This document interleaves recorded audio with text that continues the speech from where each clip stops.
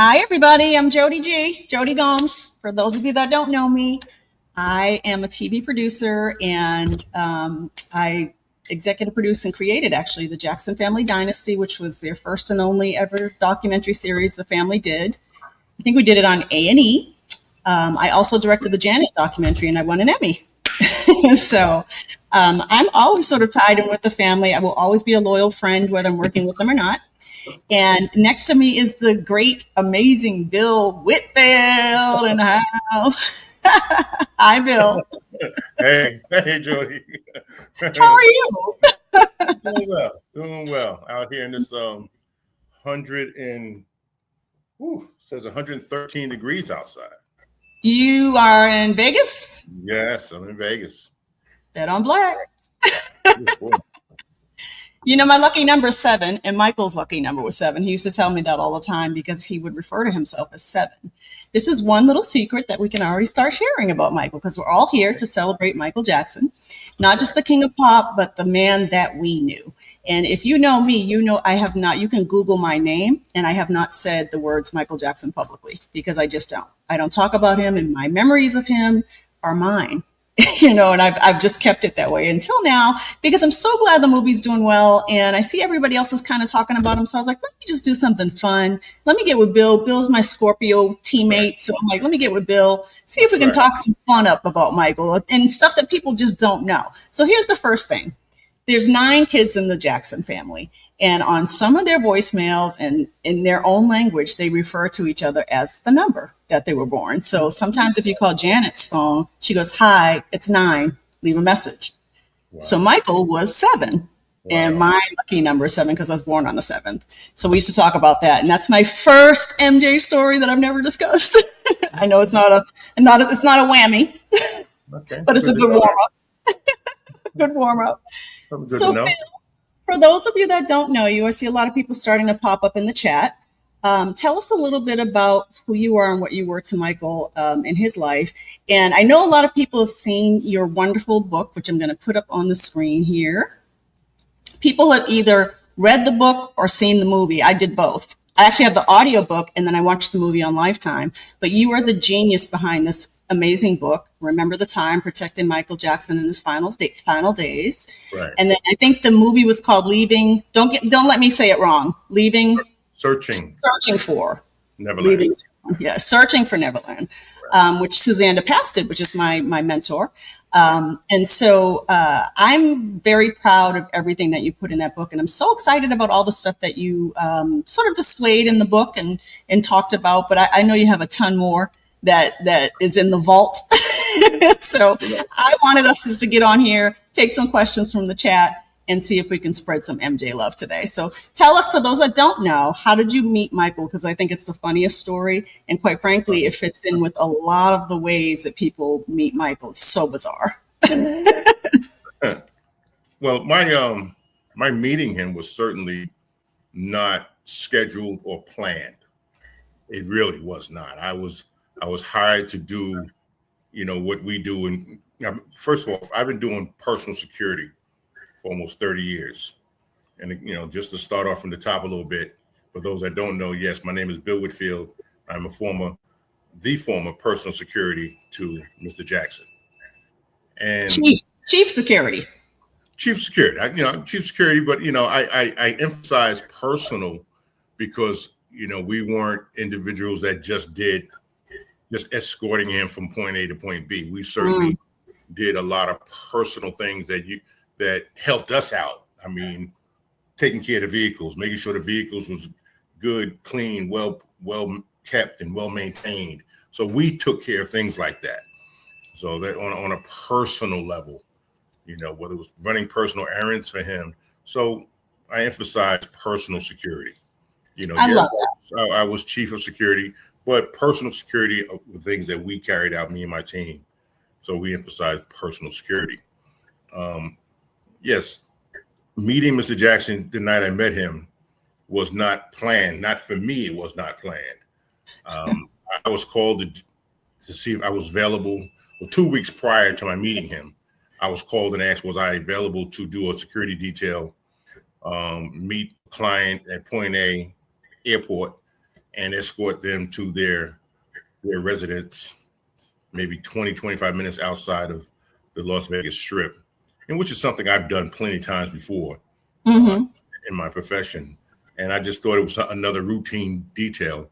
But I found it very strange that the individuals that contacted me, they didn't tell me who the client was.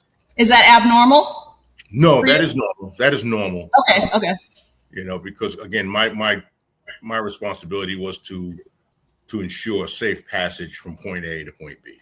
Right. So, you know, it was odd that they didn't tell me, because the individual that hired me for the detail, he was also a personal friend of mine. Oh, okay. Someone that I trusted very well, and I guess he was under a cloth of secrecy, you know. So and I was fine with that. I really was. That's very much par for the course when dealing with the Jacksons, and Michael especially. It was always cloak and dagger. Everything's cloak and dagger. It was definitely under wraps. So, but what I found more strange, that we prepped for his arrival for almost 2 weeks. Really? Yes, we mapped out 3 different pathways from the airport to his residence. Okay. We had 3 different routes that we could have taken if something happened leading up to that evening. Were you thinking this must be like some dignitary or some prince coming in? Did you think, oh, it must be a celebrity? Or were you like, oh, 2 weeks out, that's a lot? I tell you, I thought at the time, because the individuals that was heading his detail at the time was the Nation of Islam. Okay, so I was pretty much at that time, I was following their rules or what was going on, and so I was pretty much following things under them, seeing, because they knew, but I didn't know. Right. I tell you, it and because it was a nation and they kept everything under wraps, kept it quiet and secure, it was a point in time. I laugh when I'm going to say this, but it was just for a moment or two. I said to myself, "Is this Bin Laden?" They can't. It was Bin Laden. And I said, nope, bigger. That's why they can't find, because America was looking for him at the time. You know, he had like a $25 million bounty on his head. And I'm ready. I said, no wonder they can't find him. But I said to myself, when we get to the airport, if he gets off that plane, I'm collecting that $25 million. You know I would have hit you up. I'm saying, right? No. So, yeah, I was thinking all kind of things. It was crazy, but even before you finish that story, Bill, let me just let everybody in the chat know. So, Bill and I, this is the first of one of many specials that I'm going to do in interviewing people that are inside the world of Michael's life that I know personally, that I know Michael knew personally, and if you want to continue seeing these maybe once a month or once a week, you got to become a channel member. So as you're here, click on the subscribe button, but also I dropped in the link, and it should be in the link now, where you can click and become a channel member. And once you see that, you'll see the different membership levels. Click on the Jackson family, or I think it says King of Pop Army. Click on that membership, because that's the one where you'll get exclusive videos. I'm opening up my own literal cell phone of personal videos, and I'm going to be posting them for members only. Bill, I might get some extra stories out of you and put some clips in there for members only. So make sure you click on the link. It's the first link in the pin down here, and subscribe, but also become a channel member. Okay. And then this is going to be live until about, I think, another 45 minutes or so, Bill. And then we're going to switch over to members only mode. So you better get in there quick while you can. Sorry, Bill, go ahead. So now, it ain't Bin Laden, and it ain't the 25 million. Well, it wasn't him. I kind of recognized that when, but I didn't know it was Mr. Jackson. When we got to the airport and he came down the stairwell from the plane, I only seen a figure, and it was cold that night. I remember it was like 22 degrees that night. It was around Christmas or something, right? Wasn't it December he came back? Yeah. It was like 3 days before Christmas. Yeah. Yeah. So, again, I didn't see him or see who he was when he came down the stairwell.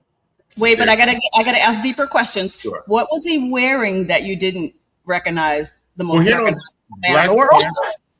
He had on black pants. Did have on some black loafers. That's Mike. He didn't have the white socks, which was something always that stood out, but it was cold, and he had on almost like a quarter length jacket. Oh, okay. And he had a scarf on. I was gonna say, was his face covered? His face was covered with a scarf. Okay. Again, because it was cold. It really was. But when he came down the stairwell and got into the vehicles, I didn't know who he was. And he was thin, and really, for the moment, I thought it was a woman. Yeah.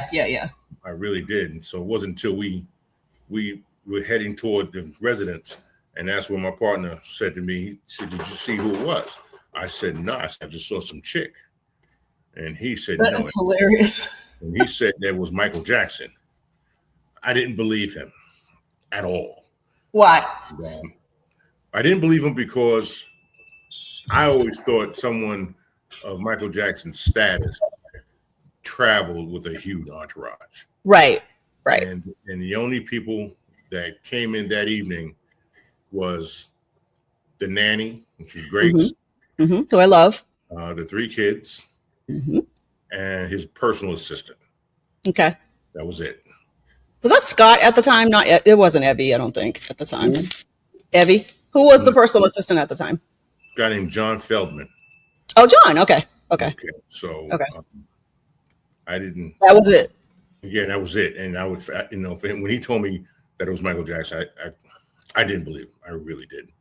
I felt that he was playing tricks with me, but I was like, okay, whatever. So we get to the house. I helped with bring the luggage inside the house, and I figured we got to the house safe and sound. Everything's cool. I told him, "So is that it? I'm about to get up out of here." And he said, "No, hold on. The client wants to meet you." Oh, how funny!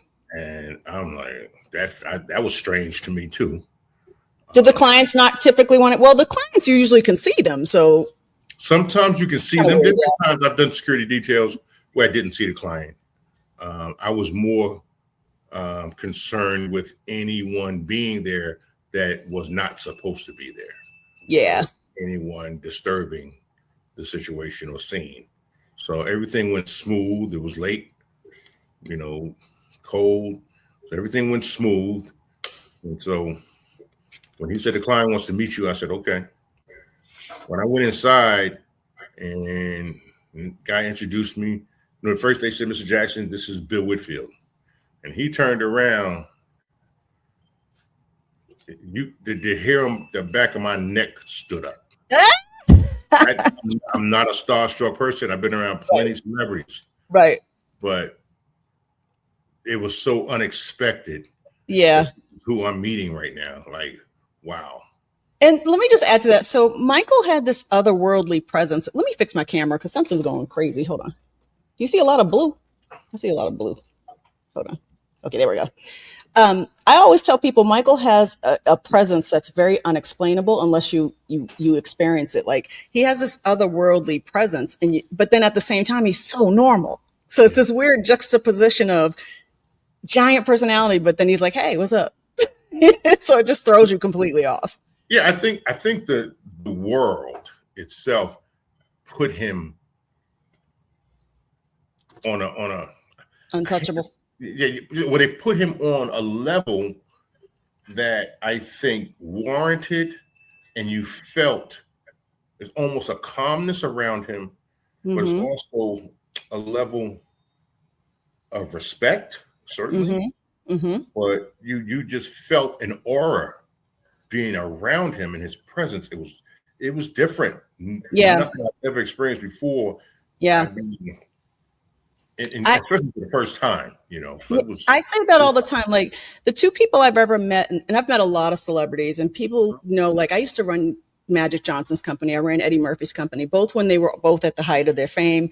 I did the Jackson Family movie, the first one with Suzanne DePass. And so I've always worked around people at the top of their game, but there's something about Michael and Prince, Rogers Nelson, that have this, when they walk in the room, the air shifts. And it sounds weird, but they're different. They're just a different type of dude. Yeah, it was definitely different. It's almost like everything stood still sometimes, which has happened. Yeah. I mean, we've been out before and we walked into the back door of a mall once, and maybe for the first 5 to 10 minutes, things was cool, smooth, everything is. And then once that one person recognized him and yelled out his name, it was a wrap. It was like for a moment, everything stopped. Mm. And you didn't have like a team around you, right? It was just you and Javon? That's most times, I guess. When we went to the mall, anytime we went to the mall out and about like that, we had a team. Oh, okay. Okay. We had a team, at least 4 to 5. Okay. But sometimes when we did travel, hit the road, majority of the time it was just me and Javon. It's crazy. Yeah, it was interesting. So you meet him and he's mystical, and he immediately just makes you the dude, right? Doesn't he just oh my God? We introduced ourselves to each other, and prior to me meeting him, I was told to fax my resume and a copy of my driver's license to a number, and that number it was a foreign number. It wasn't within the States, and on my resume it did show that I used to work for Motown Records in New York. I was head of security for Motown, under when Andre Harrell was president. And that was on my resume. Rest in peace, Andre. Yeah, it was good dude, good friend. Very good dude. Obviously, he's seen Motown on my resume, and that one of the first things he said, "So you worked for Motown?" And I said, "Yes, sir." And he said that's where a lot of memories have started back then. Oh. I just said, "Yes, sir." Anything he was going to say to me that night was going to be yes, sir. I was still stuck on. I was a fan. I was a fan at that moment. I was a fan. That was it. I was stuck.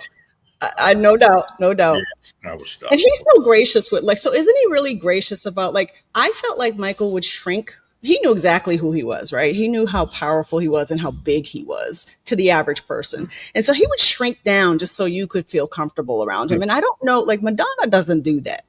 You know what I mean? Lauryn Hill don't do that. Michael would shrink down. So you I don't know. I don't know if I would call it that. Maybe that's what it is. But he sometimes just carried on like it was a normal day. Yeah. And he's not a normal day, he's a normal guy. This is normal. This is normal to him. I was prior to coming on, I thought about the time when we was in New York for the Ebony, was it Ebony shoot or Italian Vogue? It was one of them.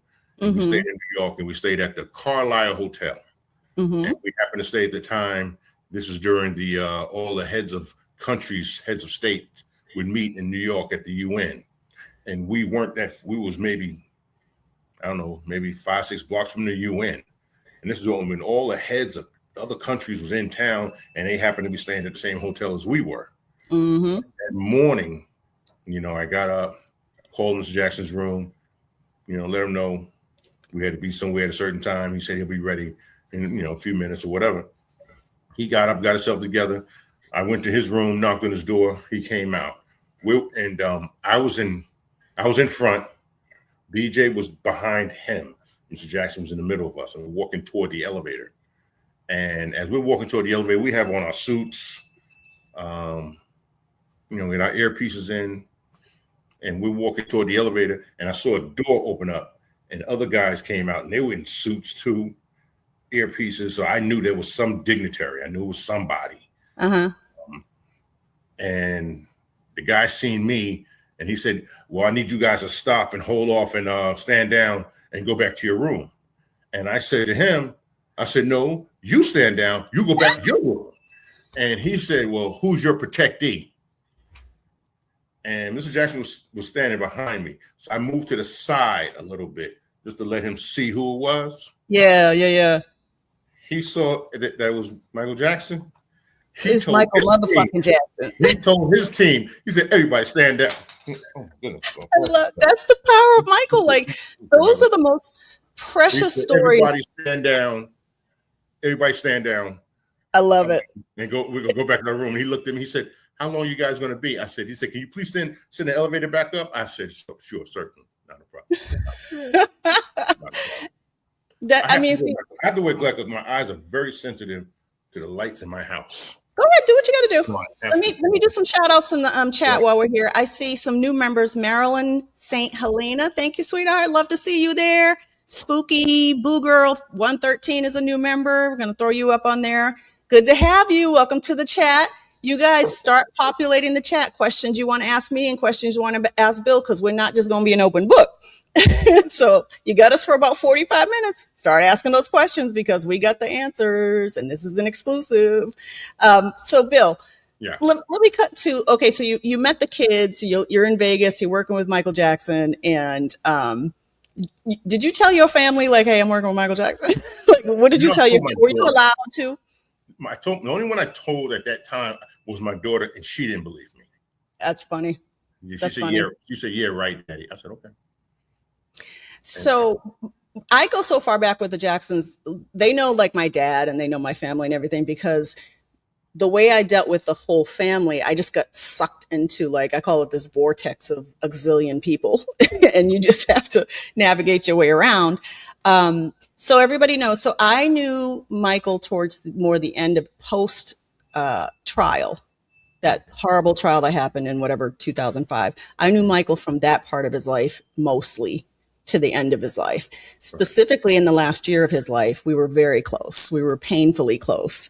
And I can say this, and we'll get to this story, but I remember asking him, because he called me one time and there was a lot going on. Was happening.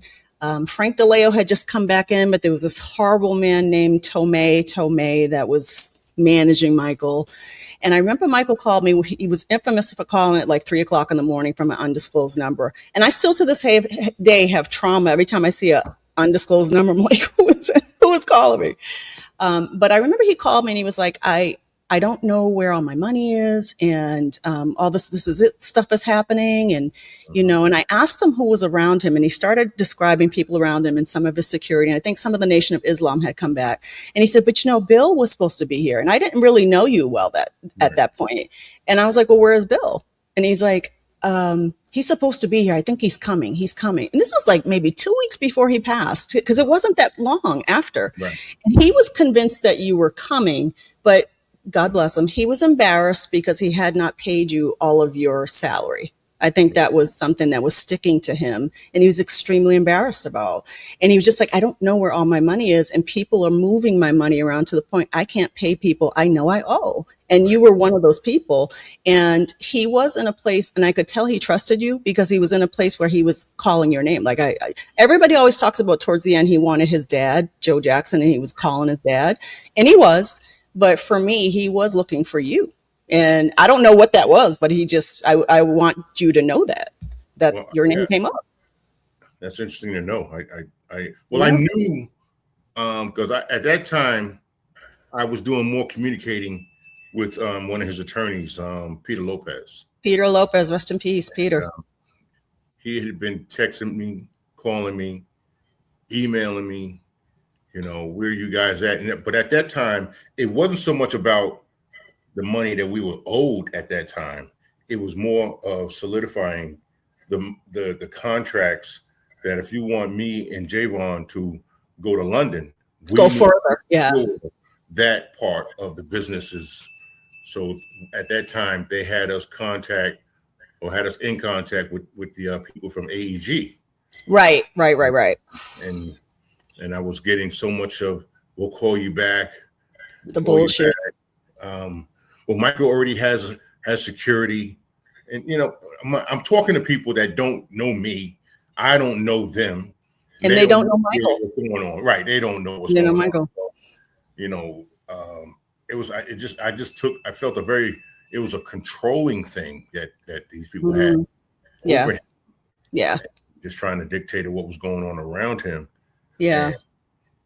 But just trying to get that part of the information straightened out before we got on the road. I got one final email from Peter Lopez, and he said, Michael really wants you guys here in LA. He doesn't trust these guys. He wants to trust these guys around him. Who that was, I don't know. So I know who it was. I know who he referred to, but there were so many new people around him that he was just very uncomfortable, and everything was moving lightning speed. The minute This Is It was announced, everything was moving lightning speed. Yeah, it's crazy how much that he talked about. Yeah, I mean, Michael knew his world and he knew his life. And so my role, so I'm on the other side of this. I'm on the television entertainment side of things and just also a family friend. And we had started filming, we started in 2008, contracts and all that stuff, but we had started filming the Jackson Family Dynasty. And it was really all about the brothers coming together.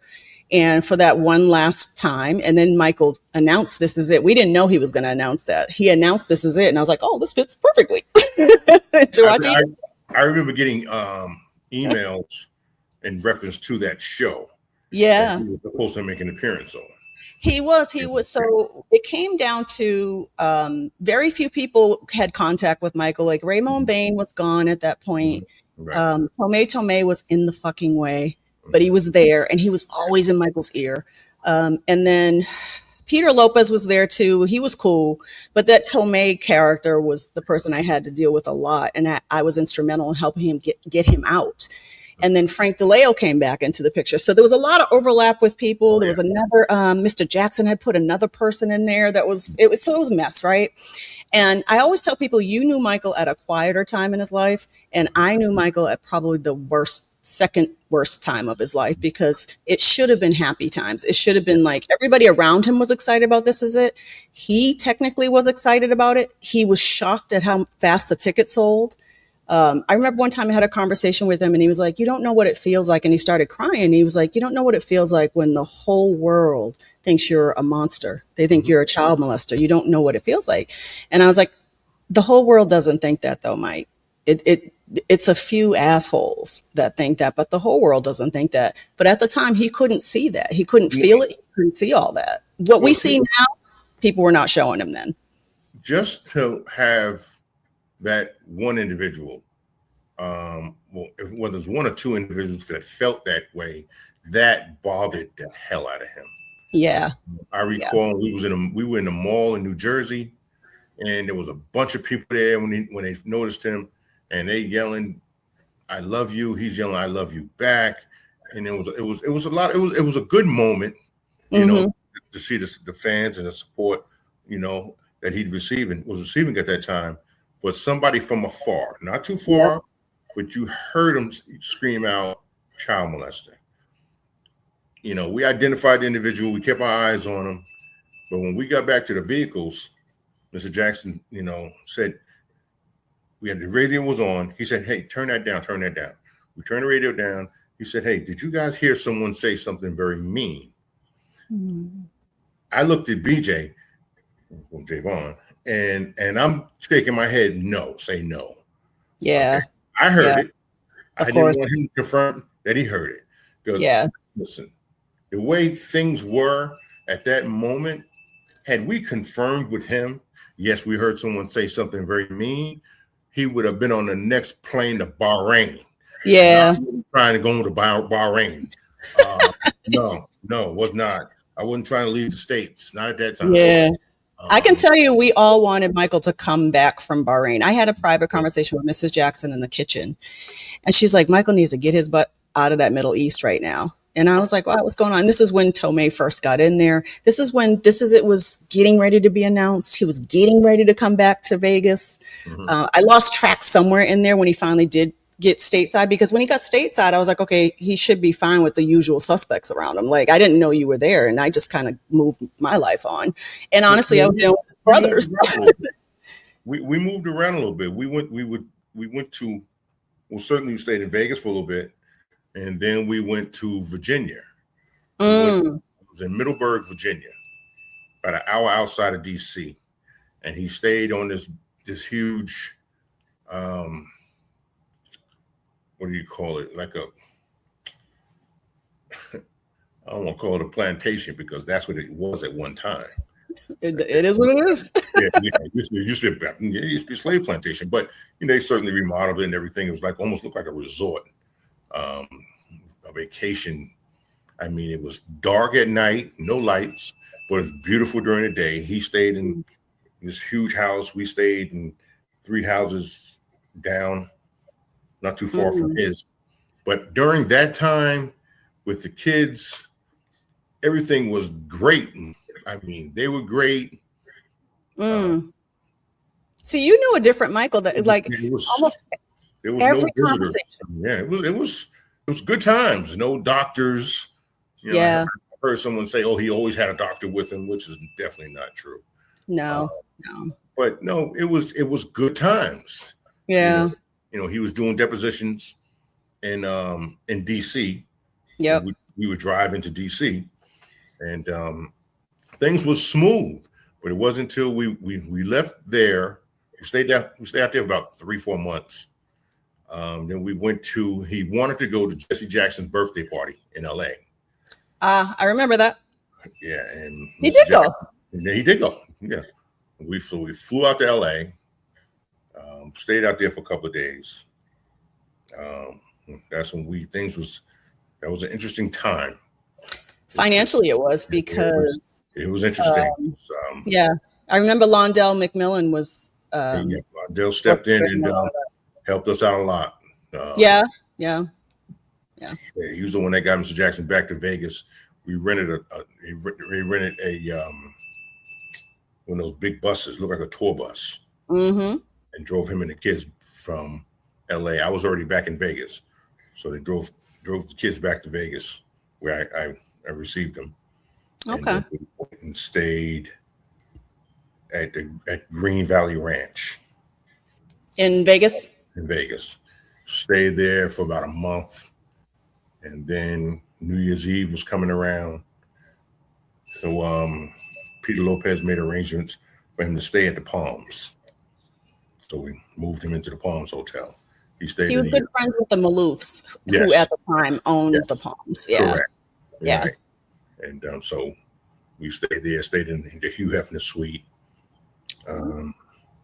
Stayed there for a little while, and it was not good times.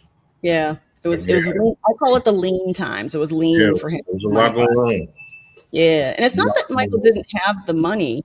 No, it's just people kept hiding stuff. It's the people that was controlling the money. That's right.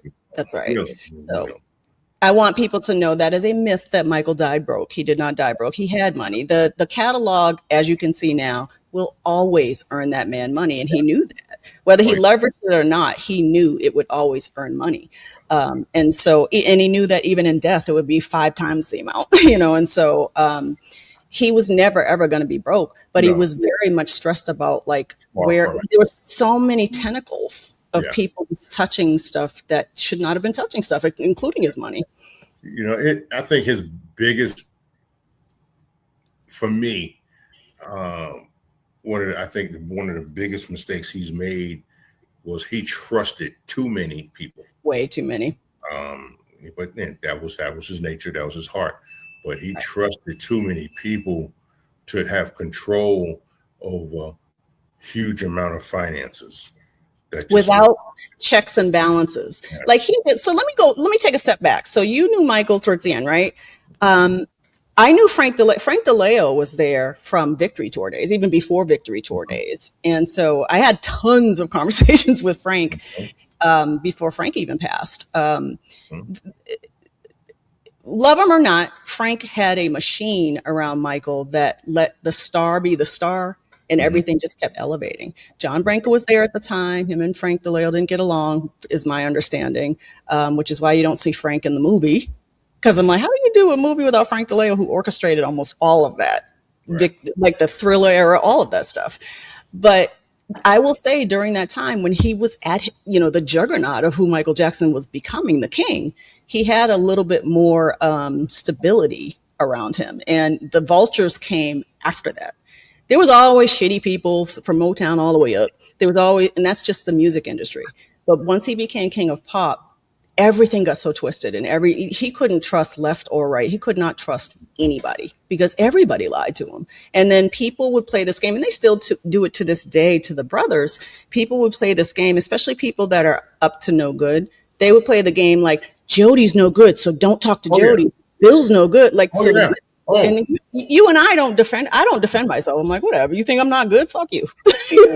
So I'm not going to defend myself. But they are very expert at doing, like, just carrying on it behind the scenes to make Michael distrust you, because easily all of those family members have trust issues. Easily because of who they are. Several months had gone by before we hadn't been paid for several months, and we didn't talk to him about it. We didn't know. We knew who was responsible. You know, he had a management team, and they were responsible for making sure everybody got paid, make sure the bills was paid. And the times that we went through a period of not being paid, we didn't go to him, but he knew something was off. Yeah, he told me that there was a vibe. Yeah, he knew there was a vibe. Right, the vibe was off because times. He gets in the morning. He get in the vehicles. He's very cheery. The kids cheery. Yeah, BJ was always great for being very cheery. Yeah. I was more quiet, but he'd say good morning. We're like, good morning, Mr. Jackson. And BJ will always ask him how was your night? How was your sleep? We're gonna have a good day today. He was always cheery. Yeah. But after not being paid for some time, that cheeriness went out the window. Yeah. Jackson got in the car. Real talk. I mean, hey, he got in the vehicles and we didn't speak. I mean, unless he spoke to us, we wasn't speaking. Right. Real talk. Yeah. So, and then he asked us what was wrong. And I looked at BJ and I said, sir, we haven't been paid in several months. And that's when he said, we won't say her name. Yeah. Get him on the phone. Got on the phone, tell her listen, you got to pay these guys. These guys are taking care of me and my family. Without me, this machine doesn't run. So you're going to take care of these guys, right? Right? She said, yes. Another few weeks went by again. We weren't paid. And we didn't want to continue to bother him. Yeah. We knew the people that was responsible for this. Yeah. There's a lot of artists that don't know who pays what. That's not his responsibility. I mean, there was a point in time when he said, Bill, he said like a big check came in today and you guys are going to get paid this week. Great. We're looking forward. At the end of the week, he says, I have some bad news for you guys. What's that? He said, the check that came in was went to my attorney. And my balance with him was bigger than what I thought it was. So he just kept the whole check. And we're like. For some shit he probably didn't do. Yeah. The attorney didn't do. Yeah. Listen, that was the game. That was the game they played. Yeah, it really was. It was a big game. We was even told that, hey, if I was you guys, I would just quit. And so the expectation that we should just walk away. Yeah. That was a way of controlling who was around Michael. Like they were trying to push you guys out. Yeah. So let's talk about some fun stuff. Sure. The last conversation I had with Michael was probably 2 days before he died. I think he died on a Thursday and it was like Tuesday. Mm-hmm. Michael was famous for calling and disguising his voice. Even when he was tired and exhausted, like, because everybody hears the rehearsals that this is it. He looked really thin and he wasn't doing well. Everybody hears those stories. There's other stories during that time. And that's what I want to talk about. Yeah, he was always thin. That was no health crisis. That was just him. He was super thin, though, because he was not eating the way he needed to eat. But in addition to those stories, there are stories like he would call, and again, Michael would just call it. Like, I don't think he had any concept of time because I, would get up at 5 a.m. My kids were toddlers at the time. And so I was like, I got to get up at 5 a.m. and be on the set to direct. He's calling me at 3 o'clock in the morning, with his a quick a quick story, a quick question that would be 4 hours long, you know? And it's like, Mike, I got to go to work. And so he called and was like, man, you know what's going on, Jodi, right now? And I was like, what? And he had a nickname for me, but I won't say that. He's like, you know what's going on? And I was like, what? He's like, my feet hurt. I was like, your feet hurt? And he's like, my feet hurt.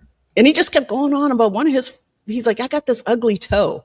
And he started going on and on about some ugly toe. And like he died 2 days later, but that was the Michael I knew. Like he was still making light of himself, you know, and still finding humor and lightness in his world. And, you know, for all that he was going through, the only complaint he had was that his feet were hurting. And I was like, you're the king of pop. Why are your feet hurt? You need me to come over there and crack those toes? Like, you know, and that's how we cut down.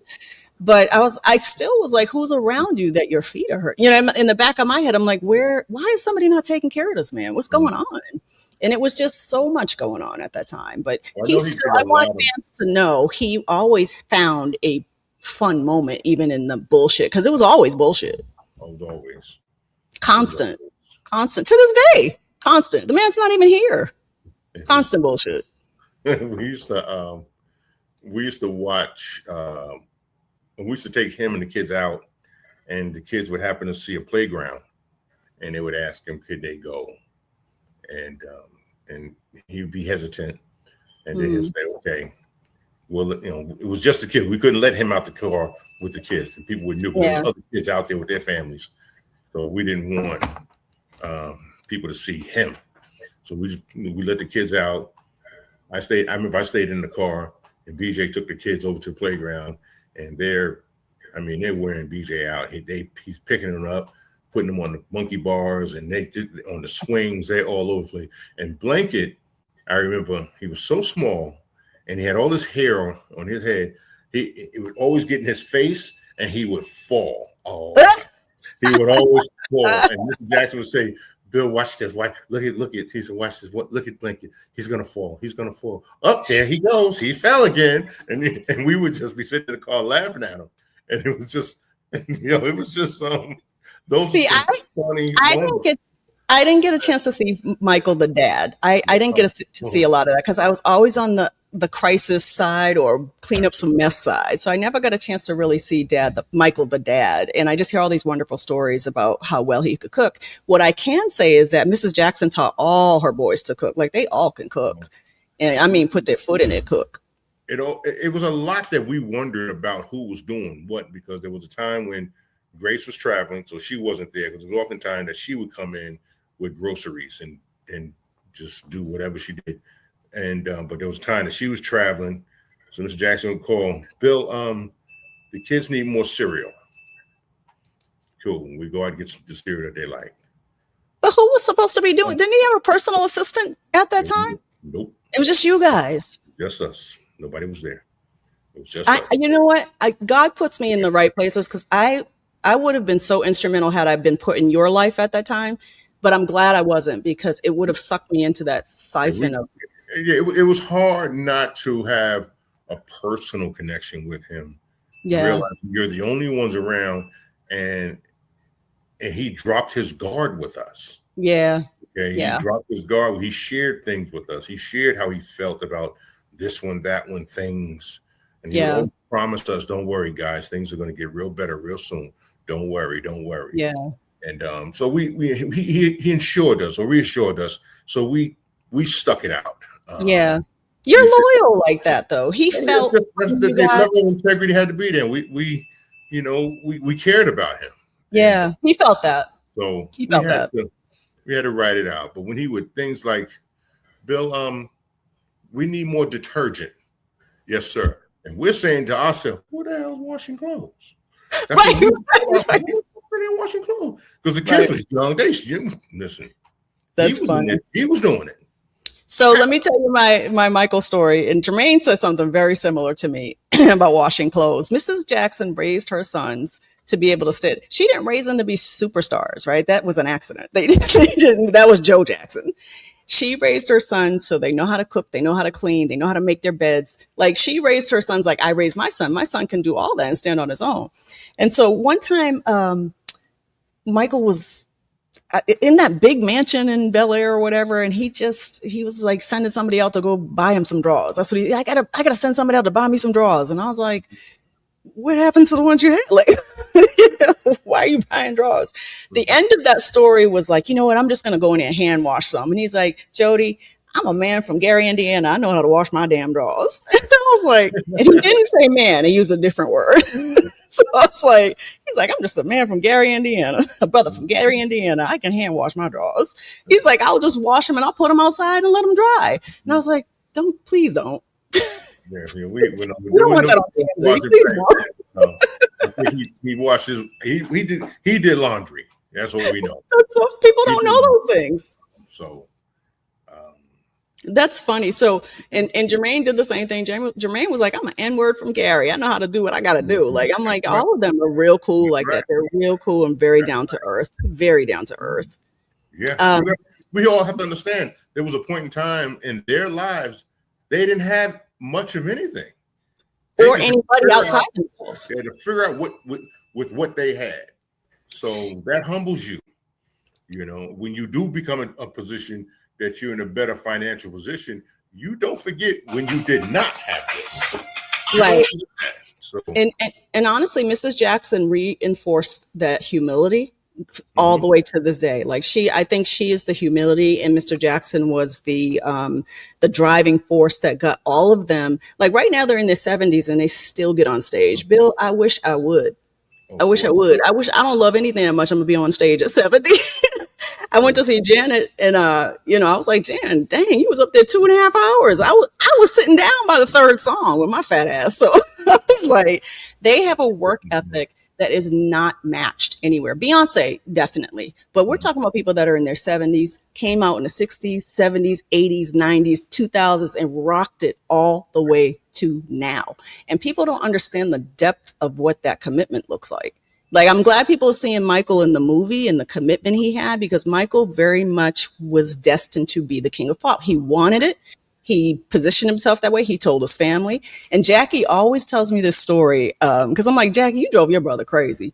He was like, Jodi, one time when he was recording Thriller, he's like, I heard Billie Jean. I was like, that song ain't shit. That ain't gonna be shit. Michael was like, yes, it is. And Jackie was like, no, it doesn't have the feeling of Can You Feel It? That song ain't gonna be shit. That ain't gonna be shit. He goes, and Michael just kept pinning it on the wall, like Billie Jean's gonna be number one. Billie Jean's and then Thriller's gonna sell millions. And he's like, damn it, that shit didn't blow up. I'm like, that's the kind of brother your ass was. Yeah. But they meant it lovingly. Like, they tease each other constantly like that. And Jackie was just like, I thought that song wasn't going nowhere. And Billie Jean was the thing that just changed everything. It just changed the trajectory of Michael's entire world. And so to hear his brothers clowning him about it is funny. It's hilarious to me. I'm like, y'all must have drove your brother crazy. Tell me about how strong Michael was, because Michael had a wild sense of humor. He loved to make prank phone calls. He would call me at like 2-3 o'clock in the morning and disguise his voice. Like, he would do, I'd go, hello. And I'm like halfway listening. He'd be like, and I was like, what? Yeah. I'm like, what the fuck? Who is this? Mickey Mouse? I'm like, Mike. Mickey Mouse. He did that to me a few times. He loved doing that. Yeah. Or times when I would call him in his room and he would answer the phone with a different voice. Completely different voice. I thought I was calling the wrong room. And he got me every time. Yeah. And then Taj did it to me one time and I thought it was Michael. So Taj did it. He was like, I'm Minnie Mouse. And he kept saying, I'm Minnie Mouse. I was like, fuck you, Michael. And he's like, Jodi, it's Taj. And I was like, oh, sorry. But your uncle got me too many times. I recall a time when he said, Bill, have you guys ever had this chicken he loved chicken from Wingstop. And Wingstop? Wingstop. Oh, the little chicken wings. Yep. Yeah, he was fairly new at the time. And he said, you ever had these chickens? So you got to try it. He said, I'm going to get you guys some wings from Wingstop. And so I believe Grace had gone out and got the wings. And then she brought them to us outside of the house. She said, here, Michael wanted me to get this to you guys. We was like, cool, we were starving. We got these wings. He gave us these wings, and they were the atomic wings. Hotter than anything I've ever had in my life. Oh my God. These wings was blazing hot. And he was eating like Kool-Aid, huh? Like the You Jacksons know love what? He spicy. gave them to us. And not too long after, he came out the door and he stuck his head out. He said, "Hey guys, did you like the wings?" We had to say yes. But Like, hell no. heck no, I ain't like that. No. But we said, and he that was the joke he was pulling on us because he must have tried them wings already. And they were burning hot. Burning hot. So Marlon plays a lot of jokes like that too. Michael and Marlon are the closest in age, right? And so they like everything about these guys, because I posted on my my Instagram a clip from the Jackson Family Dynasty, and it's about the brothers are all in the studio and they're just trying to warm up, and Tito's in there cracking the whip, and all they do is just they Jones each other. They're brother, and like people don't understand this is what a black family does. They're not trying to cut each other apart. It's just the way they loved each other. And and to me, it was very refreshing, but it went viral. So I want to show the clip real quick while we have some people here. And Tina was like, "Y'all flattering your woman's asses." I'm like, those dudes. Wow. Now picture Michael in the middle of all that, trying to get his vocals down. Like, it's just a lot. It's a lot. They're really a lot of fun, and they're just brothers. There's nothing else to say. And Jermaine says it best. The media tried to use Michael's hugeness and his big personality and his superstardom to drive the family apart. It was never them. It was the media trying to depict it that way. Like, he loved his brothers, and I'm sure Joe's looking down from heaven right now, looking at that very scene. Like, that's why I have my belt, because they were wild. He created, we hear about the discipline that was handed down. Yeah. But listen, he created a dynasty, and I don't know whether it came through that discipline, but I'm a firm believer, and I've said it before and I'll say it again. If Joe Jackson didn't do the things he did, I don't think there would have been a King of Pop. I don't think so either. I think Michael still would have been uber talented. I think all the brothers would have been uber talented, but they would have been doing it in a steel mill, and we would have never seen it. There's a discipline that he enforced in these kids, and you do not become as famous outside of that unless you have a discipline. So let me tell you my experiences with them. So I work with like New Edition, and I work with a lot. I've had my own radio station. I've had other record labels. I work with a lot of artists. Right. The Jacksons to this day are the only ones I never had to go, okay, it's 5 minutes to when you're supposed to be on stage, or it's 5 minutes for where you're supposed to be. They show up early. They are the most disciplined people I've ever seen. They show up early. They would show up before me on set, which was embarrassing. Like the first week, I was like, damn, I need to get my shit together because I'm the director and they're there before me. And then the other thing they would do, because we had to kind of understand all of them, how they all thought the way they did. They weren't just this, 5-headed monster. They're very different. Right. And so Lori, who's my sister, she was also one of the EPs. We'd be like, how do they keep getting in the production office without us seeing them? Because they would, like, I'd go in my office and come out, and Marlon would be standing there. And then I'm like, okay, well, where'd you come from? I see you come through the front door. They were masters at a very young age of going through like back alleys and through kitchens and through different ways to get into restaurants and get into offices without being seen, because they were mobbed so much as children. And I was like, that one little thing taught me a lot about how hard their childhood was. Like, all of them had that instinct to slide in without being seen and slide the fuck out. And they sure would leave without me knowing, because I'd be like, okay, I need you, to do something. They would just sneak out. Like, where'd they go? How are they disappearing like that? But that's they are just a different family altogether. And I don't think you'll ever see it duplicated. And I equally credit Mr. Jackson and Mrs. Jackson, because it took 2 of them to do that. And what other family on this earth has 6 members of their family in the Rock and Roll Hall of Fame? 6. See that. The 5 brothers and Janet. You ain't never gonna see that. So I give the Jackson family all my love and loyalty, because they've been great to me. We've had some rough times together. I've been there. I mean, I was there when Michael died. Like when they got the call, like I told one of the brothers, and so I ended up being the one to tell Jackie. And I see Jackie tell the story all the time where he's like, I was on the phone with my sister. It was actually me. And I flew him in from, he was in Vegas with Your Majesty and with Jafar. And those are Jermaine's kids. And they were visiting Uncle Jackie.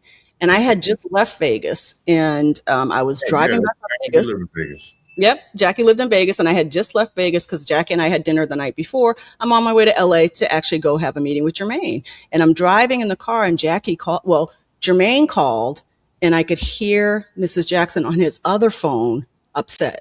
And I was like, what the fuck is going, like, immediately from the tone, I could tell something was wrong. And then Jackie called me at the same exact time Jermaine called me. Jermaine kept going, hold on. Jodi, hold on. Mother. And he was talking to Mrs. Jackson on another phone. Chaos just immediately. And then Jackie, I clicked over and I got Jackie. I'm like, Jackie, I got Jermaine and your mom on the other phone. What's going on? And he's like, Jodi, somebody just came. And he was so upset. Yeah. He was so upset. Yeah, he was in a restaurant. And he was like, somebody just came up to me and told me Michael's dead. Is Michael dead? The fuck is going on? Is Michael dead? And he said it like 10 times. Yeah. And I was like, I have Jermaine and your mom on the other line. I don't know, but I'm guessing it ain't good. He was still alive at the time, and they got him to the hospital. But like the rest of that day was just absolute torture. It was so hard to get that family under one roof to get to their brother. Marlon was in Atlanta.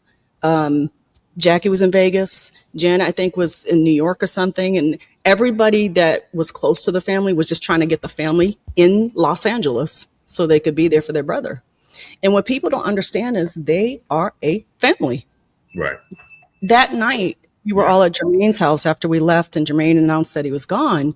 We were all at Jermaine's house, and it was just Jackie, Tito, Jermaine, myself. Mrs. Jackson was there, and the wives. I always say the wives. They were all there. But Jermaine and the brothers called me in the front room, and Marlon was on his way. He was on a plane. And we got in the front room, and Tito was like, Jodi, what the fuck happened? There was a doctor with my brother. What the fuck happened? There's a doctor with my brother. He shouldn't be dead. And they were so in shock that after we talked for about 30 minutes, one of them fell to his knees and was devastated because it just hit him at that moment, like Michael's gone. And I just remember feeling so powerless, and it was just me and the three brothers, and I think one of the maids kept coming in. They were like, get out of here. And then Mrs. Jackson was just so hurt, and I will never forget those moments. They ended up being trapped at Jermaine's house for a while because the news and the media started coming in. So then some people from my staff and myself were bringing in food every day at Jermaine's house where Jackie was staying, where Jermaine was staying. Marlon had finally got in there with his family, and we couldn't even get food to them, and I remember in the news seeing the media play it out like something else was happening, like the Jacksons of this, the Jacksons of that. I'm like, these people can't even get out their house to mourn their brother. They're not in here plotting some bullshit and plotting how to make a press announcement. Like, it was so offensive. And then like weeks went on, right? And Michael had not been buried, right? And the press at that time kept saying the Jacksons are just dragging their feet to bury him because it took like 9 weeks or something. And, this is private information, but they had done an autopsy on Michael. Mm-hmm. And Mrs. Jackson just wanted her son whole. Right. To bury him. And they were just waiting on a part of that. And it took long. And so but the media was literally like, the Jacksons are making a spectacle. The Jacksons are doing this. And I was there on the front line, like, no, the fuck they're not.